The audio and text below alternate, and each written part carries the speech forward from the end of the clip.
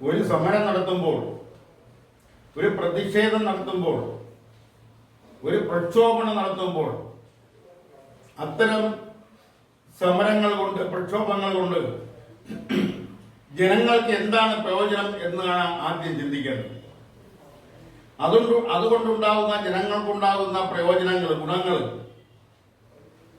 അതുമല്ല അതുകൊണ്ട് ദോഷങ്ങൾ ഉണ്ടാകുമോ, ഉപദ്രവങ്ങൾ ഉണ്ടാകുമോ എന്നൊക്കെയാണ് ആദ്യം ചിന്തിക്കേണ്ടത്. അല്ലാതെ ആ പ്രക്ഷോഭം കൊണ്ട് തന്റെ ഫോട്ടോ മാധ്യമങ്ങൾ വരുമോ, തന്റെ പ്രസംഗം മാധ്യമങ്ങൾ അച്ചടിച്ച് വരുമോ എന്നല്ല ആദ്യം ചിന്തിക്കേണ്ടത്. നിർഭാഗ്യമെന്ന് പറയട്ടെ, ഇവിടെ നടക്കുന്ന പല സമരങ്ങളും രണ്ടാമത് പറഞ്ഞ തന്റെ ഫോട്ടോ പത്രത്തിൽ അച്ചടിച്ച് വരുന്നതിനും തന്റെ പ്രസംഗം പത്രത്തിൽ അച്ചടിച്ച് വരുന്നതിനും വേണ്ടിയുള്ള സമര പരിപാടികളും പ്രക്ഷോഭ പരിപാടികളും പ്രതിഷേധ പരിപാടികളുമാണ് ഇവിടെ മിക്കപ്പോഴും നടന്നു വരുന്നത്. ഇപ്പോഴിത് പറയാനുണ്ടായ സാഹചര്യം എന്ന് പറയുന്നത്, കഴിഞ്ഞ ദിവസം വിഴിഞ്ഞം തുറമുഖത്ത് നങ്കൂരമിട്ട ചരക്ക് കപ്പൽ, ആ ചരക്ക് കപ്പലിനെ സ്വീകരിക്കുന്ന ചടങ്ങിനോടനുബന്ധിച്ച് നടത്തിയ സമ്മേളനം, ആ സമ്മേളനത്തിൽ ശ്രീ ഉമ്മൻചാണ്ടിയുടെ പേര് പരാമർശിക്കപ്പെട്ടില്ല. മുഖ്യമന്ത്രി ആ പേര് പറഞ്ഞില്ല. അല്ലെങ്കിൽ ഉമ്മൻചാണ്ടി ഈ തുറമുഖവുമായി ബന്ധപ്പെട്ട് ഉമ്മൻചാണ്ടിയുടെ സേവനങ്ങൾ, പ്രവർത്തനങ്ങൾ അത് വിലയിരുത്തിക്കൊണ്ടുള്ള ഒരു സംഭാഷണം മുഖ്യമന്ത്രിയുടെ ഭാഗത്തു നിന്നുണ്ടായില്ല എന്ന് പറഞ്ഞുകൊണ്ടാണ് കോൺഗ്രസിനൊപ്പം നിൽക്കുന്ന ചില പാർട്ടികൾ ഒക്കെ ഇപ്പൊ പ്രക്ഷോഭവുമായി, പ്രതിഷേധവുമായി ഉമ്മൻചാണ്ടിയുടെ പടം വെച്ചുകൊണ്ടുള്ള, അതിൽ മാല ഇട്ടുകൊണ്ടുള്ള, അതിന്റെ മുന്നിൽ വിളക്ക് കത്തിച്ചുകൊണ്ടുള്ള പ്രക്ഷോഭങ്ങൾ. ഒരു വ്യക്തിയുടെ പേര്, ആ വ്യക്തി ആരുമായിക്കൊള്ളട്ടെ, പേര് പരാമർശിക്കപ്പെട്ടില്ല. ചിലപ്പോ അത് വിട്ടുപോയതാവാം, അല്ലെങ്കിൽ എഴുതി കൊടുത്തവർ വിട്ടുപോയതാവാം, അല്ലെങ്കിൽ എഴുതി കൊടുത്തവർ മനഃപൂർവ്വം വിട്ടുകളഞ്ഞതാവാം. അത് എന്തായാലും ഇവിടെ വിഷയം അതല്ല. പതിറ്റാണ്ടുകളായി, നൂറ്റാണ്ടിലധികമായി കേരളം സ്വപ്നം കണ്ടുകൊണ്ടിരുന്ന ഒരു പദ്ധതി, ഇത്രയും വലിയൊരു പദ്ധതി നടപ്പാക്കുമ്പോൾ അതിൽ തെറ്റുകുറ്റങ്ങൾ വരും എന്നുള്ളത് സ്വാഭാവികം. ആ തെറ്റുകുറ്റങ്ങൾ പരമാവധി പരിഹരിച്ചുകൊണ്ടാവണം ആ വിഴിഞ്ഞം തുറമുഖം എന്ന യാഥാർത്ഥ്യമാക്കി. ആ ചരക്ക് കപ്പലിനെ ഔദ്യോഗികമായി സ്വീകരിക്കുന്ന ചടങ്ങോടനുബന്ധിച്ചുള്ള സമ്മേളനത്തിൽ മുഖ്യമന്ത്രി നടത്തിയ പ്രസംഗത്തിൽ ശ്രീ ഉമ്മൻചാണ്ടിയുടെ പേര് പരാമർശിക്കാത്തത് കൊണ്ടാണ് ഇന്നും ഇന്നലെയും ഇനിയുമൊക്കെ നടത്താൻ പോകുന്നതുമായ സമര മുറകൾ.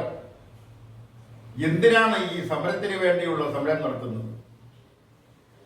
ഇവിടെ ജനങ്ങളുടെ എത്രയോ നീറുന്ന പ്രശ്നങ്ങൾ, ശോചനീയമായ ആരോഗ്യ കേന്ദ്രങ്ങൾ, ആശുപത്രികൾ, അതുപോലുള്ള പൊതുജനങ്ങൾക്ക് ആവശ്യമുള്ള ചില സർക്കാർ സ്ഥാപനങ്ങളിലെ ശോചനീയാവസ്ഥ, ആശുപത്രികളിൽ സാധാരണ രോഗികൾക്ക്, പാവപ്പെട്ട രോഗികൾക്ക് ആവശ്യത്തിലുള്ള മരുന്ന് ഇല്ലാത്ത സാഹചര്യം, ആവശ്യത്തിലുള്ള ഡോക്ടർമാരും നഴ്സുമാരും ഇല്ലാത്ത സാഹചര്യം, അതുപോലെ തന്നെ ടെക്നീഷ്യന്മാരില്ലാത്ത സാഹചര്യം. ഈ ഒരു സാഹചര്യം നിലനിൽക്കുമ്പോൾ അതെല്ലാം മറന്നുകൊണ്ട് ഒരു വ്യക്തിയുടെ പേര് എടുത്തു പറഞ്ഞില്ല എന്നതുകൊണ്ടൊരു സമര പരിപാടിയുമായി മുന്നോട്ട് പോകുന്ന, പ്രത്യേകിച്ചും ഇന്ത്യൻ നാഷണൽ കോൺഗ്രസ് പോലുള്ള ഇന്ത്യ മുഴുവൻ വ്യാപിച്ചു നിൽക്കുന്ന നൂറ്റാണ്ടിലധികം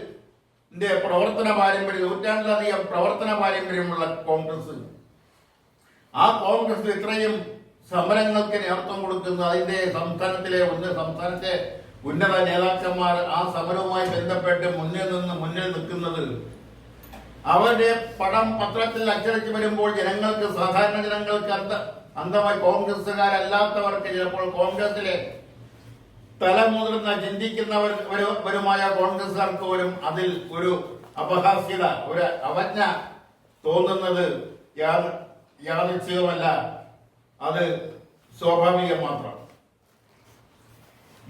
ഇവിടത്തെ ജനങ്ങൾക്ക് അവരുടെ കണക്ക് പ്രകാരം തന്നെ 2000 പേർക്ക് നേരിട്ടും അതിന്റെ 2 ഇരട്ടി ആൾക്കാർക്ക് പരോക്ഷമായും തൊഴിൽ കിട്ടുന്ന ഒരു വലിയ സംരംഭം, വലിയൊരു പദ്ധതി, അതിൽ നിന്നും സർക്കാരിന് ലഭിക്കുന്ന നികുതികൾ നിരവധി കപ്പലുകൾ ഇന്ധനം നിറയ്ക്കുന്നതിന് വേണ്ടി വിഴിഞ്ഞം തുറമുഖത്തേക്ക് വരുന്നതിനുള്ള സാധ്യതകൾ വളരെയേറെയാണ്.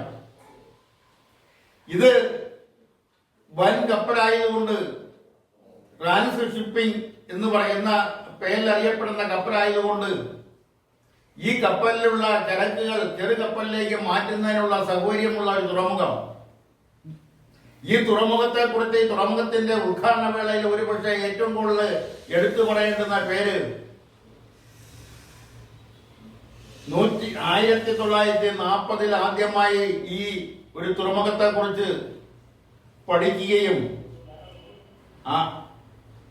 ആ തുറമുഖം നടപ്പാക്കുന്നതിനെ കുറിച്ച് വിദഗ്ധരുമായി ചർച്ച ചെയ്യും, സർവേ നടത്തുകയൊക്കെ ചെയ്ത അന്നത്തെ തിരുവിതാംകൂറിന്റെ ദിവാൻ ശ്രീ CP രാമസ്വാമി അയ്യരാണ്. അദ്ദേഹത്തിന്റെ പേര്, എന്തുമാത്രം തെറ്റുകുറ്റങ്ങൾ അദ്ദേഹത്തിനുണ്ടെങ്കിലും അദ്ദേഹത്തിന്റെ പേരല്ലേ പരാമർശിക്കേണ്ടത്? അന്ന് രാജ്യം ഭരിച്ചിരുന്ന രാജാവ്, മഹാരാജാവ് ശ്രീനാഥന്റെ പേരല്ലേ പരാമർശിക്കേണ്ടത്? അതിനുശേഷം വന്ന കേരള രൂപീകരണത്തിന് ശേഷം വന്ന സർക്കാരുകൾ, ആ സർക്കാരിലെ K കരുണാകരൻ തൊട്ടിങ്ങോട്ട് പിണറായി വിജയൻ വരെയുള്ള മുഖ്യമന്ത്രിമാരുടെ സർക്കാരുകളെല്ലാം തന്നെയും അവരാൽ കഴിയുന്നത്ര കാര്യക്ഷമത, പ്രവർത്തനക്ഷമത ഈ പദ്ധതിയുമായി മുന്നോട്ട് പോവുക, ഈ പദ്ധതി എത്രയും പെട്ടെന്ന് നടപ്പാക്കി കിട്ടുന്നതിന് വേണ്ടുന്ന കാര്യങ്ങളെല്ലാം അവരുടെ സർക്കാരും ചെയ്തിട്ടുണ്ട്. അവിടെ നിന്നും ആരെയും മാറ്റി നിർത്തേണ്ട കാര്യമില്ല. ആരെയും പുകഴ്ത്താനോ ഇകഴ്ത്താനോ ശ്രമിക്കരുത്. എല്ലാവർക്കും അവരുടേതായ പങ്കുണ്ട്. അതുമായി ബന്ധപ്പെട്ട വിദഗ്ധർ, സാങ്കേതിക വിദഗ്ധർ, ശാസ്ത്രജ്ഞന്മാര്, ആ രംഗത്ത് പ്രവർത്തിക്കുന്ന ബിസിനസ്സുകാര്, അവർക്കെല്ലാം ഈ പദ്ധതിയുടെ വിജയത്തിലെത്തിക്കുന്നതിന് ഈ പദ്ധതി ഇപ്പോൾ നടപ്പാക്കുന്നതിന്റെ പേരിൽ അവിടെയൊക്കെ ബുദ്ധിയും കഴിവും സാമർഥ്യവും ഉണ്ട്. അതെല്ലാം കാണാതെ നിസ്സാരമായ കാര്യങ്ങൾ മാത്രം ഉയർത്തിക്കാട്ടിക്കൊണ്ട് സങ്കുചിതമായി ചിന്തിച്ചുകൊണ്ട് ഇത്തരം സമരങ്ങൾ നടത്തുന്നത് വളരെ അവജ്ഞയോടും അവകാശത്തോടും കൂടി മാത്രമേ ജനങ്ങൾക്ക് കാണാൻ കഴിയൂ എന്നത് ചിന്തിക്കുന്ന കോൺഗ്രസ്സുകാരെങ്കിലും ഓർക്കണമെന്ന് ആവശ്യപ്പെട്ടുകൊണ്ട് ഇന്നത്തെ പ്രതികരണം ഇവിടെ പൂർത്തിയാക്കുന്നു. നന്ദി, നമസ്കാരം.